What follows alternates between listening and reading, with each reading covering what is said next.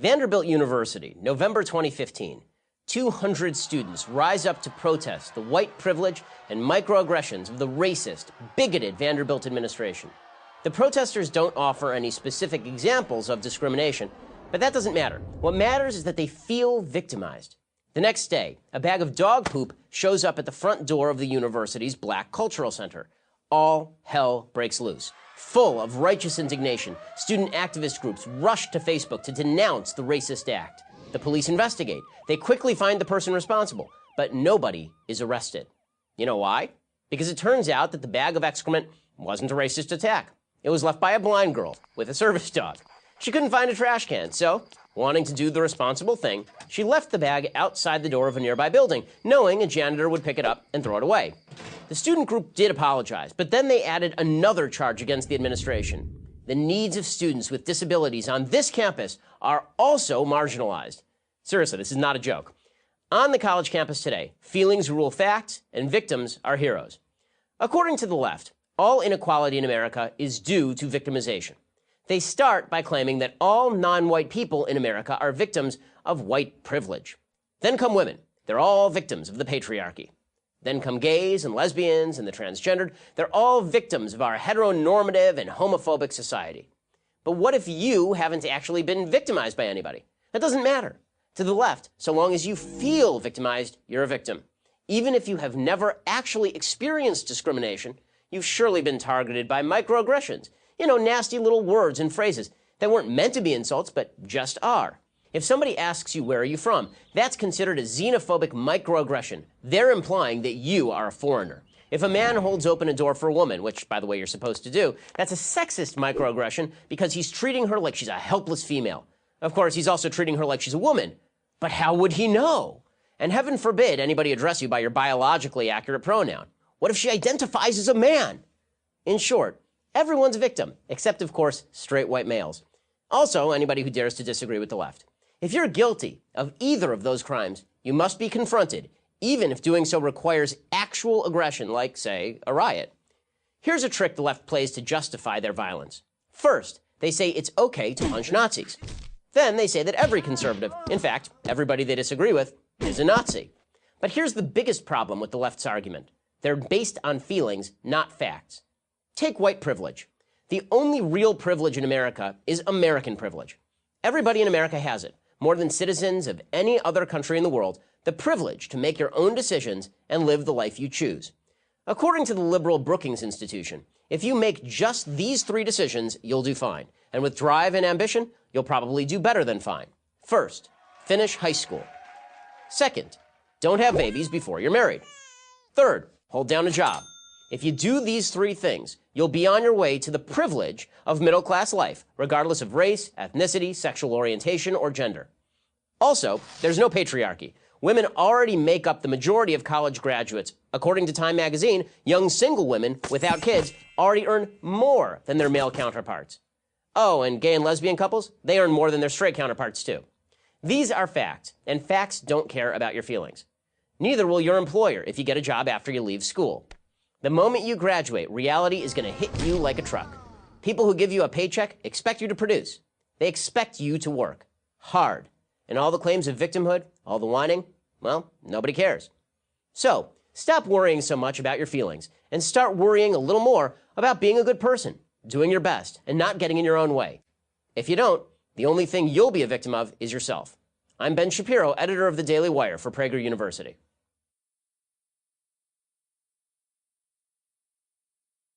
Graduates, even though it's a long way off, you've probably heard about something called the midlife crisis.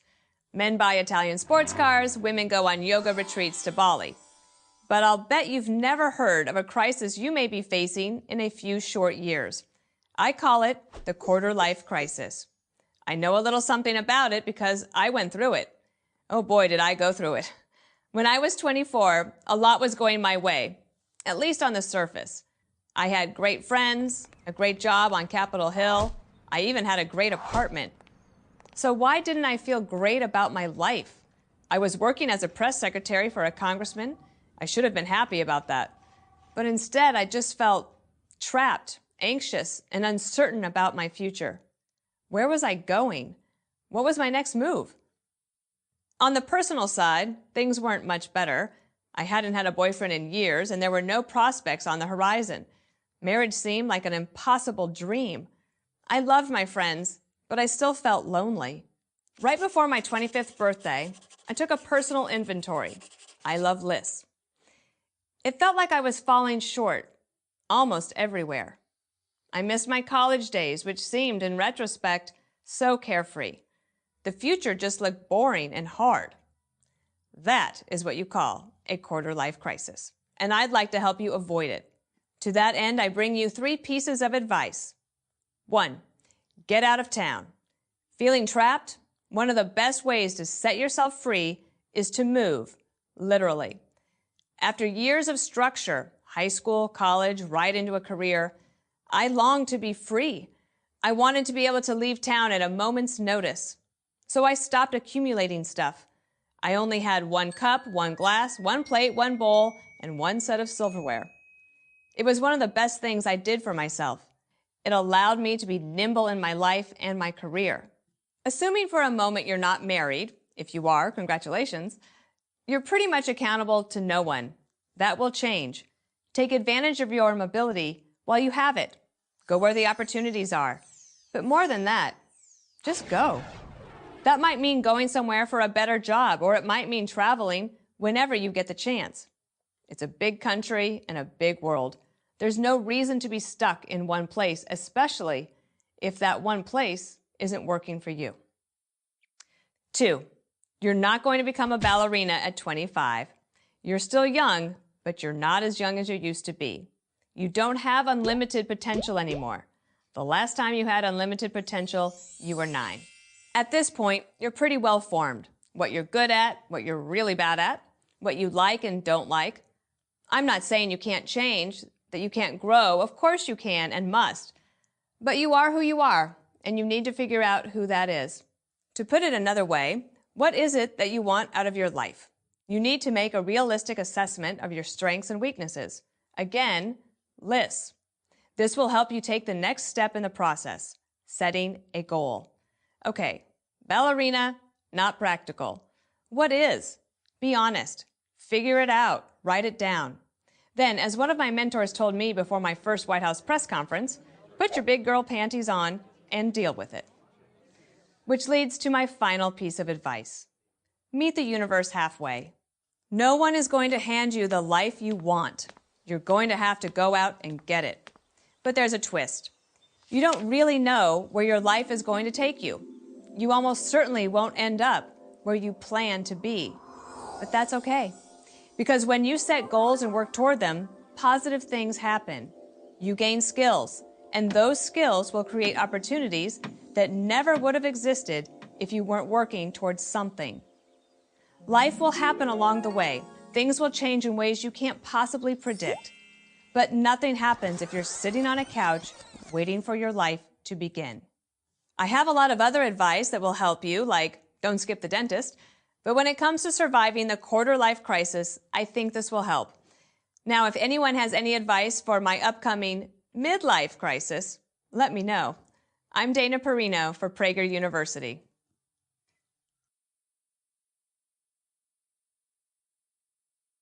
"9 hours. That's how long young people spend every day consuming online content. Video content has become a powerful communications tool, accounting for over 70% of all online traffic. 28% of all smartphone users watch a video on their device at least once a day. More video content is viewed on the web in a month than on TV in the last 3 decades. But there's a problem. Those of us who value conservative principles are losing in the war of ideas. If we want to break through in this new digital world, we have to adapt to a whole new way of communicating. Social media is where debates take place, and where ideas about history, politics, economics, and more are shaped. Who is educating the next generation? We must make the case for the ideas and values that made America the envy of the world. And we must utilize the best technology to reach millions efficiently and effectively. For too long, we've held on to outdated methods of spreading our ideas. We can't engage millions of people this way. Our country, our future, our values deserve the best defense out there. and PragerU is building it. We've built a team of experts who live on the cutting edge of digital and social media, Equipped with the ability to produce clear, informative, and entertaining content. With the digital know-how of online mass marketing. Now that's how we defend our values. And that's how we win. 250 million views last year? Why not a billion? Ground broken. Innovative thinking pushed PragerU to develop capabilities and reach beyond other conservative organizations. And that matters. It matters to Tom, the former head of the Stanford College Democrats, who, after binge watching PragerU's videos on YouTube, resigned and became a Prager Force member. It matters to the thousands of young people, like Lucy, Greg, and Josh, who write us daily, thanking us for helping to articulate the ideas and values that they support, so that they can have a more informed conversation with their peers. And of course, it matters to the many fans and sponsors who support the mission of PragerU. You are the ones who make it possible for our videos to reach millions every day. To change minds on important issues. And to even impact the future of America. A stunning 98% of survey respondents said the arguments in our content help them better articulate their values and beliefs. 17% of PragerU viewers said that our videos influenced the way they voted in 2016. These are the examples of the massive impact we are seeing from our persuasive, entertaining, and highly informative content. This means the real ripple effects of PragerU are exponential and immeasurable. But there's still work to be done. The left is still dominating. They spend billions of dollars reaching young people. And yes, it looks daunting, but consider this. Our efficient digital marketing strategy allows us to change the tide quickly. We're making it possible for people to learn more through mobile technology, through our online community Prager Force and Prager Educators. And through partnerships with other organizations and donors like you. You. You can have a direct influence on millions of Americans and Friends of Liberty across the globe. We've proven our approach can win. But we have a long way to go. And you can get us there. So join us. Join us. Join us. Join us. Come on. Donate today.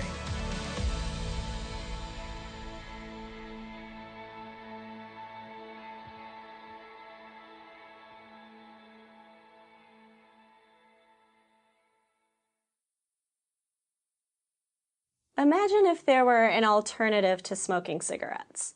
Imagine this alternative could help millions of people quit smoking and came with only a fraction of the harmful chemicals that cigarettes do.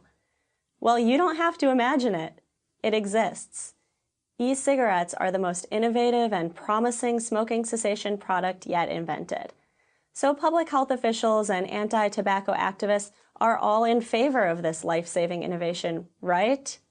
Actually, they're almost all totally against it. Why? Because, incredibly, they make no substantial distinction between e-cigarettes and real cigarettes, even though they are completely different products. To begin with, e-cigarettes aren't cigarettes. They contain no tobacco. Instead, a liquid containing nicotine derived from tobacco leaves is vaporized, and users of e-cigarettes inhale that vapor. Vapor, mind you, not smoke. This is significant because the real harm from tobacco comes from the combustion process, which releases hundreds of toxic compounds known as tar. Since e-cigarettes have no tobacco and no combustion, they release no tar. This makes them, according to Britain's Department of Health, at least 95% less harmful than tobacco cigarettes. E-cigarettes do contain nicotine, an addictive drug. However, there's little evidence that nicotine alone is bad for you, making it similar to, say, caffeine, a drug used every day by millions of people. Brad Rodew, an oral cancer specialist at the University of Louisville, put it this way: I love coffee, and I'm sure I could get caffeine if I smoked my coffee beans. But I would be paying a much different price in overall health if I did.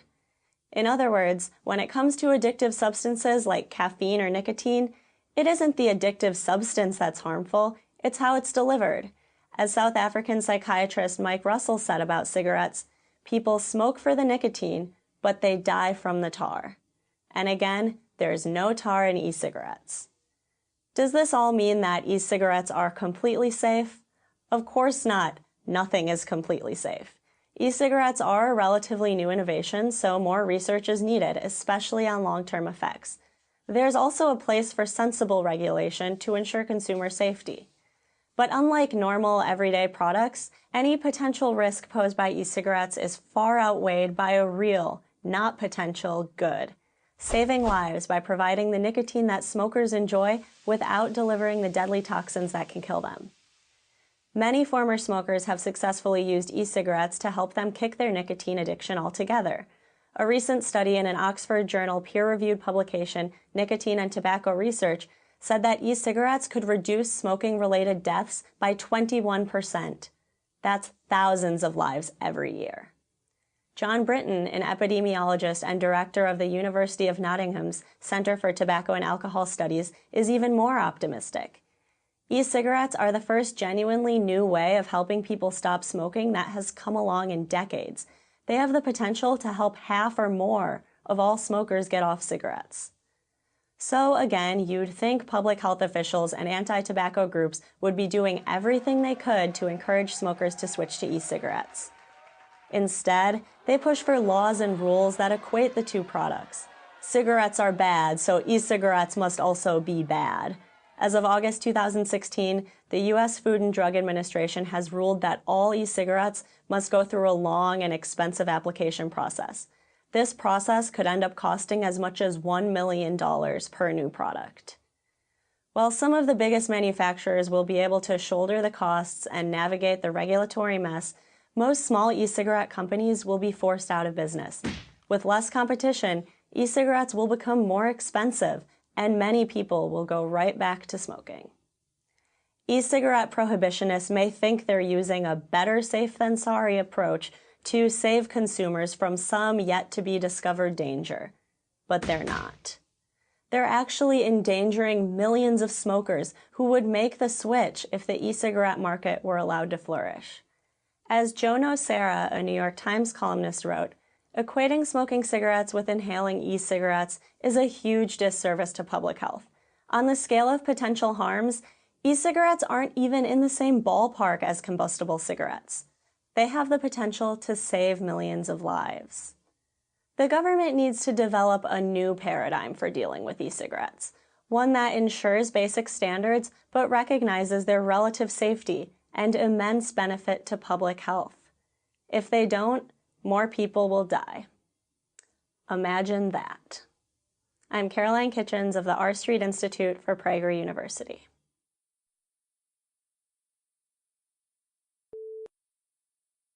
There is a flag that has divided the nation and is pit brother against brother. When this flag was brazenly put up on the campus of the University of California, Irvine, one brave student finally said enough and took a stand. Somebody hung up a flag, an American flag. It made people feel very uncomfortable and unsafe in that room. UC Irvine student government leader Matthew Guevara, no relation to Che, when faced with the provocative stars and stripes on campus, wrote a bill that banned the flag. Tell me about the environment created when the American flag was kind of hanging there in that room. It was creating a very hostile environment just because of this flag being up. Yeah, it doesn't make people feel welcomed at all, to where people wouldn't even go into space anymore because it was on the wall. What people don't understand is sometimes to be inclusive, you have to exclude things you don't like. No, exactly, and that's one thing that I try to hit on the legislation, that sometimes you have to exclude things. So you wrote a resolution, and you should be proud that it passed with a pretty comfortable majority, 60%. I was really amazed by that. It was almost every professor I talked to was in support of me, and every graduate student I came across. There's a legitimate view that the American flag, it represents hate speech. Yeah, no, exactly. It's a tool to silence people. You'd be equally uncomfortable with the Nazi flag or the ISIS flag in that room, correct? Yeah. Yeah. No question about it. No question about it. Can you identify evil in this world? In the U.S. Yeah. Yeah. But the U.S. is the head honcho When it comes to evil, top of the list. Yeah, top of the list, definitely. I gotta tell you, man, this conversation, my mind, blown. Talk to me about the genocide of the black man going on today. Blacks are the most oppressed group in the U.S. by far. It's one of those philosophies where if you want to make a country better, you gotta work on the most oppressed group. That's why people focus on transgender women or black transgender women, because that's the most oppressed group in society. I mean, they're probably the most oppressed group in the history of planet Earth, if you really think about it. Yeah, they get everything. Everything's the worst. Statistically. Fair to say there's slavery going on in America today. Yeah, it's still going on, and black people not being able to live in certain areas, not being able to get certain jobs. That's modern legal slavery. Straight up slavery. Straight up slavery. Yeah. Where are your parents from? My parents are from Mexico. And why did they come here to the United States? To try find work, a better life, the American dream. And instead, they found this oppressive American country. There is no such thing as class mobility. That's an illusion. Is your mother? She must be so proud that her son is now going to like a major university in the United States. She's happy that I'm taking advantage of the education system. And your brother also successful? He has a good life. Yeah, must be proud. Yeah. Good for you guys. Are you taking any kind of federal aid, federal assistance? Scholarships, that kind of thing? Yeah, I got financial aid. Why not say no to what is essentially American blood money? It's kind of using, I don't really agree with it, but using the tools of the system to bring down the system or like create change later on. I think it's possible that your bill, your resolution, that could be, who knows, that could become our Magna Carta, our Declaration of Independence. Who knows how things evolve historically. At the time when I wrote it, I didn't think it would have such a big impact, but I'm going to quote from your bill, your brave resolution. It constructs paradigms of conformity and sets homogenized standards for others to obtain. Now, I'm not totally smart enough to understand what exactly that means, but to me, that's on the same level as life, liberty, and the pursuit of happiness. Exactly. So it tries to show a certain way of life. Right? The South Park guys say, America, yeah! What I love about you, it's America, you. Yeah, exactly. America, yeah! Come out again to save the mother day, yeah, America, yeah! Freedom is the... Hi, I'm Marissa Streit, CEO of Prager U. Did you know that Prager U is a nonprofit? Every dollar you give on the donate link below will go directly towards marketing this video.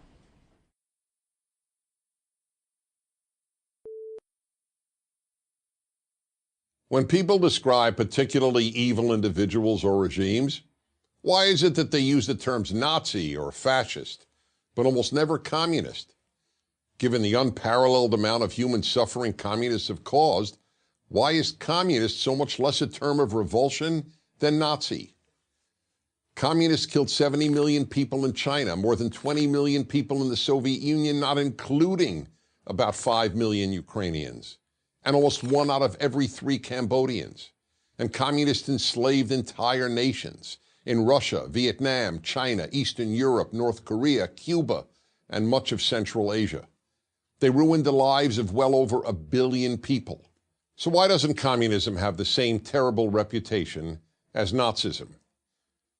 Reason number 1, there is, simply put, widespread ignorance of the communist record. Whereas both right and left loathe Nazism and teach its evil history, the left, and I'm talking about the left, not traditional liberals, like Harry Truman or John F. Kennedy, has never loathed communism. And since the left dominates academia, almost no one teaches communism's evil history. Reason number 2, the Nazis carried out the Holocaust. Nothing matches the Holocaust for pure evil. The rounding up of virtually every Jewish man, woman, child, and baby on the European continent and sending them to die is unprecedented and unparalleled. The communists killed far more people than the Nazis, but never matched the Holocaust in the systemization of genocide. The uniqueness of the Holocaust and the enormous attention rightly paid to it have helped ensure that Nazism has a worse name than communism. Reason number 3. Communism is based on nice-sounding theories. Nazism isn't. It's based on heinous-sounding theories. Intellectuals in general, including, of course, the intellectuals who write history, are seduced by words, so much so that they deem actions as less significant than words. For that reason, they haven't focused nearly as much attention on the horrific actions of communists as they have on the horrific actions of the Nazis. They dismiss the evils of communists as perversions of true communism, but they regard Nazi atrocities, correctly, as the logical and inevitable results of Nazism. Reason number 4.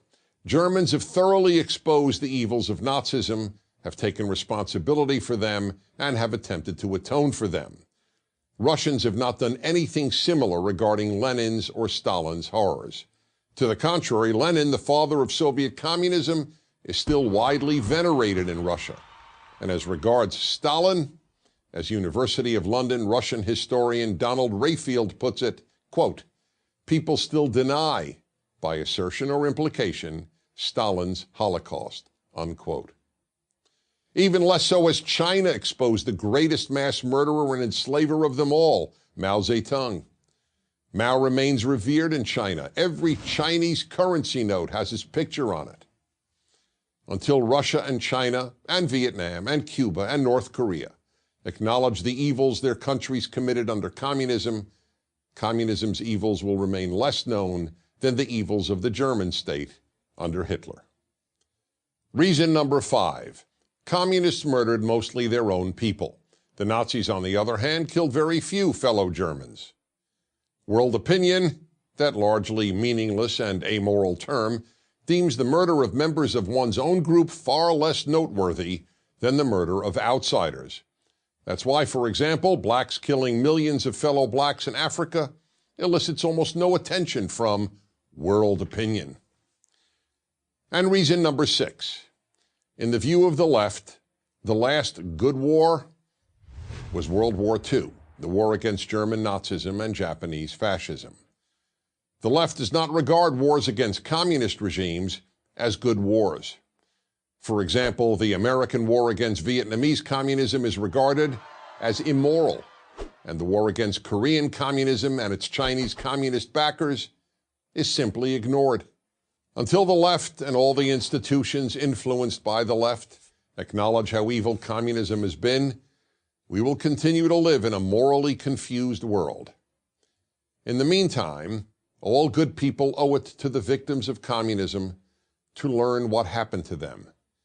Even worse than being murdered or enslaved is a world that doesn't even know that you were. I'm Dennis Prager.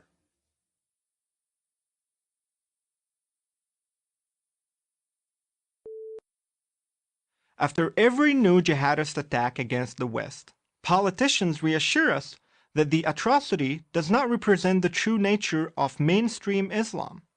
Of the 1.6 billion Muslims in the world, they constantly reassure us the overwhelming majority are as law-abiding as any members of any other monotheistic faith.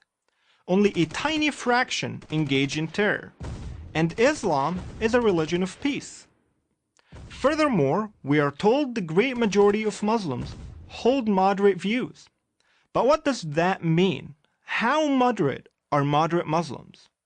Given the threat of radical Islam, it would seem to be a fair question.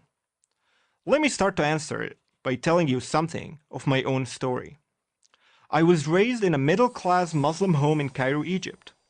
Growing up, I was told, among many other things, the following: that every day that passes on the Islamic nation without a caliphate is a sin, that the failures and miseries of the Muslim world started the moment we Muslims gave up conquests and wars against the infidels, that our prosperity depended on conquering new lands and converting new believers, that anyone who leaves the faith must die. And I also remember how my teachers and my mosque imams reacted to the news of 9/11 when it happened. Joy. My experience was typical, and there is data to prove it. According to the Pew Research Center, 88% of Muslims in Egypt, 62% in Pakistan, 86% in Jordan, and 51% in Nigeria believe that any Muslim who chooses to leave Islam should be put to death. Similar, if not identical numbers, are in favor of stoning people who commit adultery, severely punishing those who criticize Muhammad or Islam, and chopping off hands for theft. All of these practices are a part of the penal code of Islamic law, which is known as Sharia. And 84% of Muslims in South Asia, 77% in Southeast Asia, 74% in the Middle East and North Africa, and 64% in Sub-Saharan Africa support Sharia as the law of the land. Less drastic, yet significant percentages are to be found even among Muslim communities in the West. So too, most of the world's Muslims believe that any acts of violence against Israel, including suicide bombers in buses and restaurants, are justified. Now, does any of this sound moderate to you? Yet, if anyone raises these inconvenient truths here in the West, he is sure to be called an Islamophobe, a hater of Islam. Again, my own story is instructive. In February of 2015, I was yelled at, cursed at, and successfully prevented from speaking at Swarthmore College by students and others who did not agree to what I was saying. Some of them were Muslim women who fit the image of the unveiled, perfect English-speaking moderate Muslim young woman. Other seeming moderates tried and failed to do the same during my speech at Temple University the next day. Some of them, sadly, were students of journalism. It is not Islamophobic to note the tragic fact that at this time in history, the Muslim world is dominated by bad ideas and bad beliefs.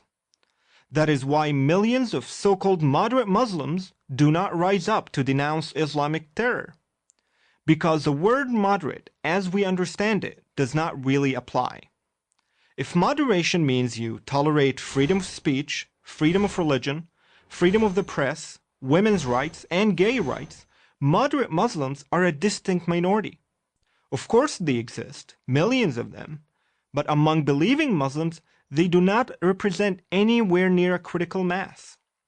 The values of the West and the values of Islam, as practiced in the Muslim worlds of the Middle East, North Africa, and South Asia, and more in Europe, are not compatible. Western politicians can deny this, but this denial does not change the reality. It is these bad ideas and beliefs that provides the soil in which radical Islam grows. Ignoring this only prevents us from effectively fighting Islamist terror, and at the same time, it hurts those heroic Muslims who really are moderate. Until we begin to tell the truth about Islam, always in respectful language, the only solution to Islamist terror will never take place. That solution is Islam reforming itself. I do believe that reform is possible. It can, of course, only be done from within Islam. The West can be a part of that reform, but only if it faces and tells the truth. The sooner it does so, the better for all of us. I am Hussein Abu Bakr for Prager University.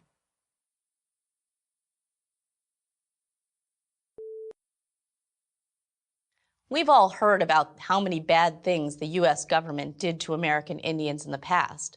But what about today? Like most people, the only time I hear about today's American Indians is when people are outraged about sports mascots or team names, like the Washington Redskins. But sports teams' names are the least of Indians' problems. Did you know that Indians have the highest rate of poverty of any racial group in America? Did you know that alcoholism is more common among Indian youths than among youths in any other ethnic group? Did you know that the rate of child abuse among Indians is twice as high as the national average? Until I visited Indian reservations for my book, The New Trail of Tears, I didn't know any of this. What was at the root of these terrible problems, I wondered? And the deeper I dug, the more I realized that between the 19th century and today, nothing has changed. It's still the government. The two main agencies that oversee the activities of Indians who live on reservations are the Bureau of Indian Affairs, or BIA, and the Bureau of Indian Education, or BIE. Education, economic development, tribal courts, road maintenance, agriculture, and social services, the federal government basically funds and controls all of it. It's no wonder Indians say BIA stands for Bossing Indians Around.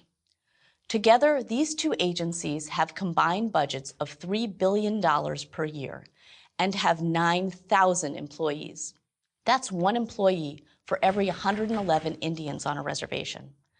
Of that $3 billion per year, the BIE uses $850 million of it to educate 42,000 students. That's more than $20,000 per student, compared to a national average of $12,400 per student. Plenty of other federal agencies also have programs for Indians. For instance, the Indian Health Service had a 2015 budget of over $4.6 billion. And yet there are widespread and documented reports of nurses being unable to administer basic drugs, of broken resuscitation equipment, and of unsanitary medical facilities. Obviously, inadequate funding isn't the problem. The billions of dollars that the federal government spends on Indians every year hasn't made their lives better. In fact, by most measures of economic and social health, the lives of American Indians are only getting worse. Aside from issues of culture, the only way out of this morass is economic growth. But the reservation system makes this almost impossible. Following a series of treaties and laws over many decades, some well-intentioned, some not, the federal government decided to hold Indian land, quote, in trust, in order to prevent non-Indians from ever buying that land. But other than Indians, the only people who have things held in trust for them are children and the mentally incompetent. Can anything better illustrate the low regard the government has for American Indians? The awful consequence of this land trust is that Indians can't sell their land, which means they can't use it the same way other Americans do, for example, as collateral to get a loan to start a business. What bank would lend to landowners who don't own their land? The other effect of this absurdity is that Indians can't develop this land that they don't own. Indian reservations contain almost 30% of the nation's coal reserves west of the Mississippi, 50% of potential uranium reserves, and 20% of known oil and gas reserves. Those resources are estimated to be worth nearly $1.5 trillion. But the vast majority of Indian lands with natural resources remain undeveloped because of federal regulations. For instance, for Indians to get permission to mine for coal on Indian land requires 49 steps spanning 4 federal agencies.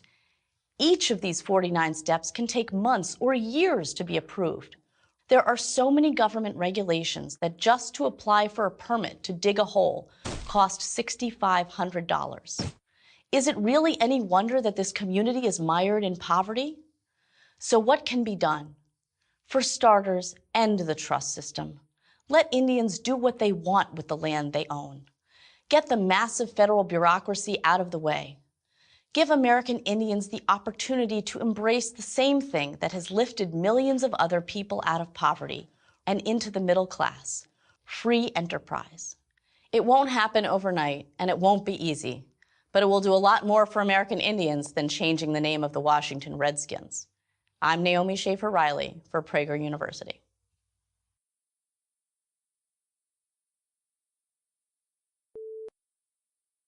Right now, the National Labor Relations Board, a group of unelected bureaucrats, is trying to redefine the relationship between franchisees and their corporate partners, the franchisor.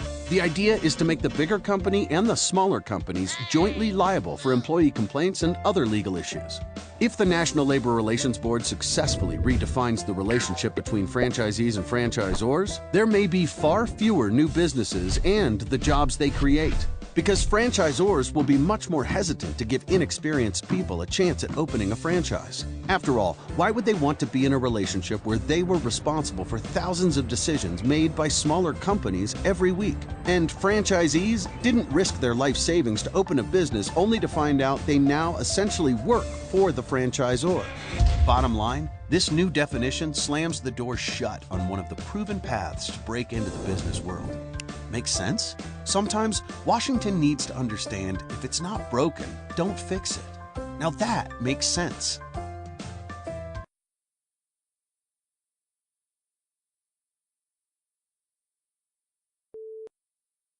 The first thing you should know about me, I'm a very lucky guy. The second thing you should know is I'm blind, and that's why I'm wearing these. I was born with retinal cancer, and at 10 months old, I lost my left eye. And at 12 years old, I lost my right. So why am I so lucky then? I'll give you 3 reasons. I have a loving and supporting family. I play competitive golf, which I love. And I'm the long snapper for the University of Southern California, which I love even more. But there's another reason why I'm lucky. And that's because even though I'm blind, even though I have special needs, I got a great education. There is 6.5 million public school students in the United States who, like me, have special needs. Some of them have more serious disabilities than I do. Some of them less. But most aren't as lucky as I am. I went to Orange Lutheran, a private high school in Southern California. My school gave me a tutor that was able to help me through calculus and other advanced placement courses. They gave me the same opportunities and expectations as any other student. And now I go to a great college. But this was only possible because I was born into a family that could afford private school. In California, that's the only way special needs students can be assured a good education. Why? Because in California and in most states, if you're a special needs student, you don't have any choices. If you cannot afford a private school, you are stuck in going to the public school that the government chooses for you. I tried that at first, but right off the bat, there were problems. All the special needs students in my district were grouped into one class. Academic ability didn't matter. Interest didn't matter. It only mattered that you had a disability. Even if I were to outperform other students, say in honors chemistry, I couldn't take the class with them because I was blind. And this was in Orange County, California, home to some of the nation's top public schools. Imagine what it's like in less fortunate communities. But thanks to my parents, I had options. So I left the public school and went to a private one. But what about the millions of special needs students in middle to lower income families? Don't they deserve the same opportunities that I had? Of course they do. And that's why I'm for school choice. With school choice, the money follows the student. Every child receives funding that their parents can direct to the school that best fits their needs. Public, private, charter, even homeschool. No one is stuck in a school that doesn't work for them. 12 states already employ school choice programs for special needs students, and it works. One great example comes from Florida. The McKay Scholarship Program for students with disabilities gives kids the choice to attend the public school in their district, a public school in another district, or even a private school. A study by the Manhattan Institute showed marked improvement in reading and math scores for the students in the program. Not surprisingly, this program is becoming more popular. In 2009, 20,000 special needs students enrolled. In 2015, that number had grown to over 31,000.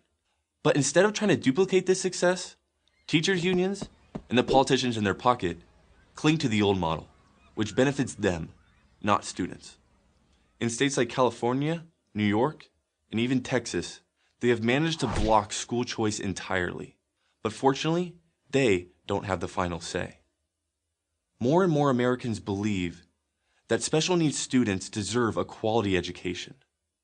It shouldn't depend on whether you're lucky enough to be born into a family that can afford private school, or whether you're lucky enough to be born in the right district or right state. It shouldn't depend on luck at all. No one sees this more clearly than I do. I'm Jake Olson for Prager University.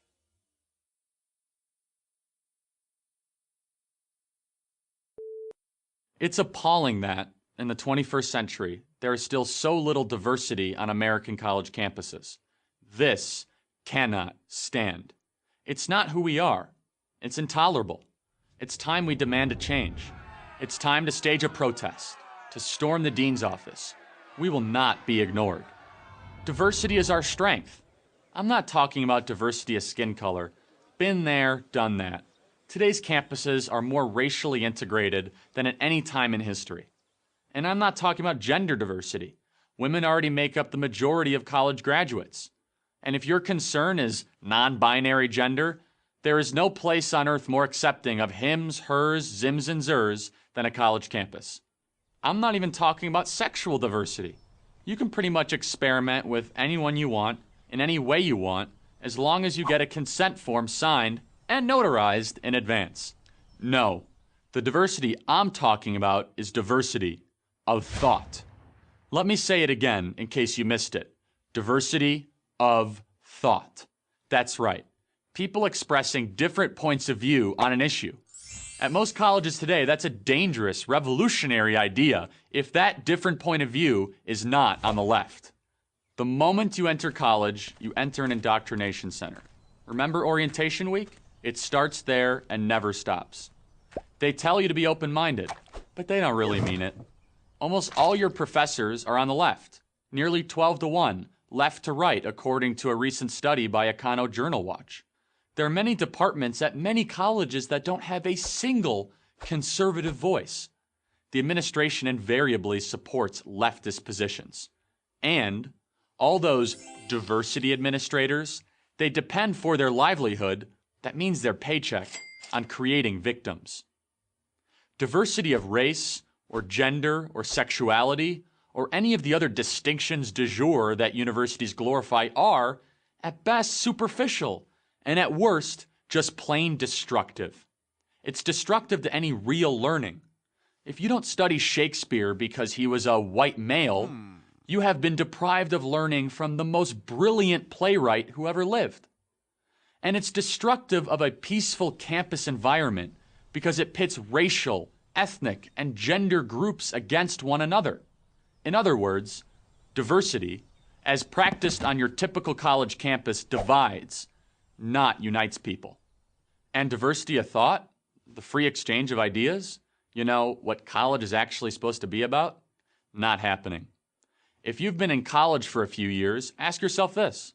When was the last time you heard a professor or a TA make the argument that capitalism has lifted more people out of poverty than any other economic system? Or that socialism always leads to poverty?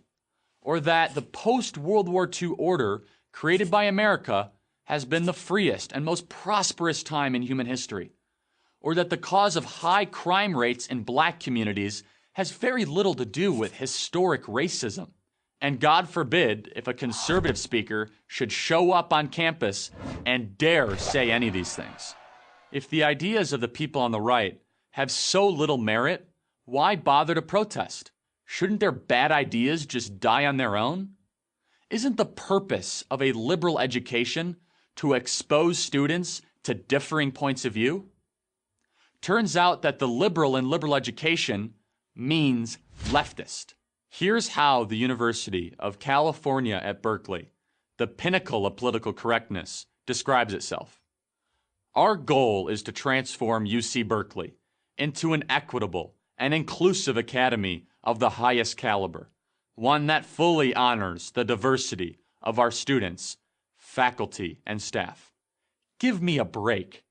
Berkeley needs to be transformed. It's not diverse enough.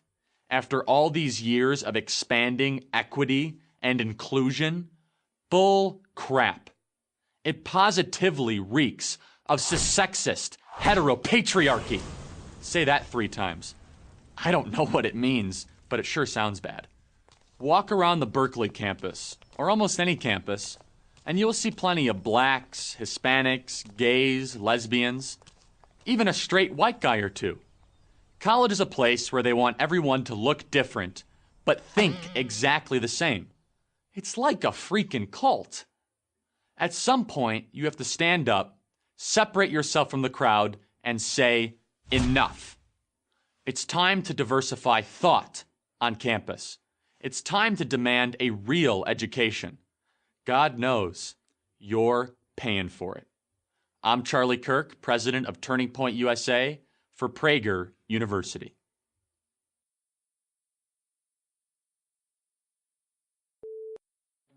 When you think about government agencies like the Environmental Protection Agency or the Food and Drug Administration, you probably think their activities are overseen by Congress. That is, we, the voters, elect members of Congress to monitor different departments of the federal government. But there's one federal agency that doesn't operate like that. It's called the Consumer Financial Protection Bureau, or CFPB. Created by the Dodd-Frank financial law in 2010, the CFPB claims to hold banks and lenders accountable and protect Americans from predatory lending practices, keeping the borrowing process fair. It sounds reasonable, but the law gave them too much power. Unlike most government entities, the agency receives its budget automatically every year and doesn't have to answer to Congress. Its director is also a White House appointee and can only be fired by the president. But how does this affect you? Well, the CFPB is one of the government's most active rulemakers, churning out countless mandates to regulate the borrowing process. It targets numerous financial services, including mortgages, credit cards, car loans, or short-term loans. The agency is especially focused on punishing American banks and piling on thousands of regulations that cost billions of dollars in compliance. And since the CFPB doesn't have anyone to answer to, it can levy fines and penalties onto whomever they want. The huge cost makes it harder for banks to lend money to individuals and small businesses in need, preventing them from surviving and thriving. If a small business can't secure a loan, for example, it can't expand and hire more employees, hurting people who need jobs. Since the passage of the Dodd-Frank financial law, only 3 new community banks have opened a year, compared to a historical average of 100 per year. On top of that, over 1,200 U.S. banks have gone out of business since 2010. This leaves individuals and small businesses with fewer options. Keep that in mind the next time you need a loan.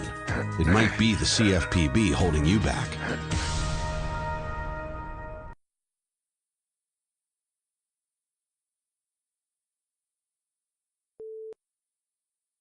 He was Major League Baseball's first superstar, the first man ever inducted into the Baseball Hall of Fame, and he still has the game's highest career batting average, .366, almost 90 years after he retired. His name is Ty Cobb. Yet despite his historic achievements, he is often remembered for being the worst racist and the dirtiest player ever to take the field. If you know baseball, you've heard the stories. Ty Cobb would pistol whip black men he passed on the street. He once stabbed to death a black waiter in Cleveland just because the young man was acting uppity. On the field, he was set to sharpen his spikes to cut up rival infielders. He supposedly had no friends. In the movie Field of Dreams, Shoeless Joe Jackson says that Cobb wasn't invited to the ghostly cornfield reunion because, quote, no one liked the son of a bitch. A lifelong baseball fan, I believed these stories when I set out to write the first authoritative biography of Cobb in 20 years. I've been hearing them all my life, and like a lot of people, I took the repetition as evidence. But to my astonishment, as I delved into the source material, newspapers, census reports, and personal letters, I couldn't find any proof that they were true. On the contrary, Cobb's teammates on the whole seemed to respect him, defending him on the field and off. His opponents said he played the game hard but clean. Wally Shang, a veteran catcher, was typical. He once said, "Cobb never cut me up. He was too pretty a slider to hurt anyone who put the ball on him right." One famous photograph from 1912 shows Cobb flying foot first into the crotch of St. Louis Browns catcher Paul Critchell. It looks bad, but pictures can be deceiving. In reality, Cobb is kicking the ball out of Critchell's glove. He didn't spike the catcher. Critchell later said, "In a way, it was really my fault. I was standing in front of the plate instead of on the side where I could tag Ty as he slid in." Indeed, in 1910, Cobb actually asked the league to require that players dull their spikes. And what about the bigotry? How could a man born in Georgia in 1886 not be a racist? Well, as it turns out, Ty Cobb descended from a long line of abolitionists. His great-grandfather was a minister who preached against slavery and was run out of town for his troubles. His grandfather refused to fight in the Confederate Army because of the slavery issue. And his father, an educator, once broke up a lynch mob. On the subjects of blacks playing with whites, Cobb said, "The Negro should be accepted wholeheartedly and not grudgingly. The Negro has the right to play professional baseball, and who's to say he has not? Cobb attended many Negro League games, sometimes throwing out the first pitch and sitting in the dugout with the players. He said Willie Mays was the only modern-day player he'd pay to see. As for that black waiter he supposedly killed, well, in reality, he was a hotel night watchman, and Cobb didn't kill him, he just scuffled with him, and oh yeah, the guy was white. Now, Ty Cobb was like the rest of us, a highly imperfect being, too quick to take offense, too intolerant of those who did not strive for excellence with the same almost crazy zeal that he did. But a racist, a dirty player? Not true. What is true that almost every accusation against Ty Cobb's character finds its roots in the same source, unfact-checked articles and books published after his death by a bitter, opportunistic journalist named Al Stump, whom Cobb had once threatened to sue for making up stories about him. It didn't matter that Stump had spent little time with Cobb, or that all of Stump's sources were anonymous, that sports writers who knew Cobb rushed to his defense, or that Stump himself had been banned from publications for writing lies. The scandal was titillating, and it stuck. When the legend beats the facts, print the legend. Meanwhile, a good man's reputation lies in ruins. There are lessons to be learned here. First, it's all too easy to believe lies about people, especially successful ones. Lies take achievers down a few notches, and we like to hear that. And second, if a lie is repeated often enough, it becomes accepted as fact. This has consequences, because lies are the source of much of the world's evil, like the evil of destroying a man's legacy. In this case, a legacy that should be celebrated. Ty Cobb was the most exciting baseball player of all time. He once stole second, third, and home on 3 consecutive pitches. He once turned a tap back to the pitcher into an inside-the-park home run. He was not a racist or a cheat. It's time to tell the truth about Ty Cobb. I'm Charles Learson, author of Ty Cobb, A Terrible Beauty, for Prager University.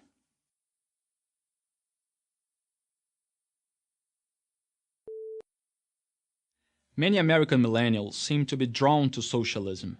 They came out in big numbers for Bernie Sanders in the 2016 presidential primaries. They rail against capitalism on their college campuses. They wear Che Guevara t-shirts to signal their socialist virtue. I know a lot about socialism. I live in Rio de Janeiro, and I work throughout Brazil as a journalist for a popular magazine. In the early 2000s, Brazil's economy was growing rapidly. The government had enacted economic and monetary reforms and divested holdings in some state-run companies, giving the private sector more room to breathe. Inflation, a chronic problem in Brazil, was dramatically reduced. Foreign investors poured into the country, eager to catch a portion of our expanding economy. The future seemed promising. But today, our economy is in shambles, unemployment and debt are massive, and powerful politicians are being investigated for involvement in the largest scandals of fraud and corruption in the country's history. What happened? In 2002, a socialist politician named Lula da Silva ran for the presidency. He was a socialist, but painted himself as a modern, cool kind of socialist. He would be the politician who would heal national divisions and unite everyone. He even had a nickname, Lulinha Paz e Amor, which means Little Lula Peace and Love in Portuguese. But the old message about the need for income redistribution to decrease inequality was still there. The media, academic elite, and celebrities assured Brazilians that by transferring the money from the rich to the poor could finally be richer. But the only ones who really got rich were Lula and his corporate and political friends. It only got worse under his successor, Dilma Rousseff. The socialists increased government spending, deficits, and debt. They called it a stimulus. They increased the minimum wage and the benefits of social programs. They call it social justice. They increased the salaries and retirement benefits of the civil service. They called it investing in the future. They handed out thousands of jobs in the government and state-owned companies as favors to their political allies. And they called it good governance. It worked for a while. Socialism always works at the beginning. But government spending just kept going up, and then Lula's socialist paradise fell apart and the economy fell with it. The outcome? From 2008 to 2015, government spending grew nearly 4 times as fast as tax revenue. The economy shrank 3.8% in 2015, the worst result in 25 years. That same year, a World Bank survey found Brazil's economy to be one of the world's worst. Out of 189 countries, we were the 16th hardest place to open a business, the 60th most difficult nation in which to register property, and the 12th most complex place to pay taxes. Economically and morally, the almost 15 years of socialist policies have greatly harmed Brazil. We also remain among the world's leaders in murder and robbery, and we rank near the bottom of industrialized nations in terms of education and healthcare. Americans take it for granted that they can be born into the lower class and reach the middle or even upper class. Many Brazilians take it for granted that they can't. But finally, some things are starting to change. There may be reason for hope. Today, more and more Brazilians see that capitalism and limited government are the only way forward. Thankfully for Brazil, Lula has been charged in several lawsuits for corruption, involvement in a criminal organization, influence peddling, money laundering, and obstruction of justice. Rousseff was impeached in 2016 for falsifying the government's finances and illegally using money from state-owned banks to run the government. This crisis prompted the new government to freeze federal spending, reduce the government's role in state-owned companies, and to encourage some of the massive federal workforce to resign. No one knows whether these basic measures will be enough to rescue Brazil economically. Truthfully, the damage has been so extensive it may take decades for the country to recover. But if we do, it won't be socialism that saves us. American millennials, take note. I am Felipe Moura Brasil for Prager University. Hi everyone, I am Felipe Moura Brasil, a journalist and columnist in Brazil. PragerU videos have made a deep impact on me and many Brazilians. If you have been impacted by these videos too, please consider making a donation to PragerU. Your support will help ensure that PragerU can keep these videos free and continue to make a difference. Please donate today. Ciao from Brazil.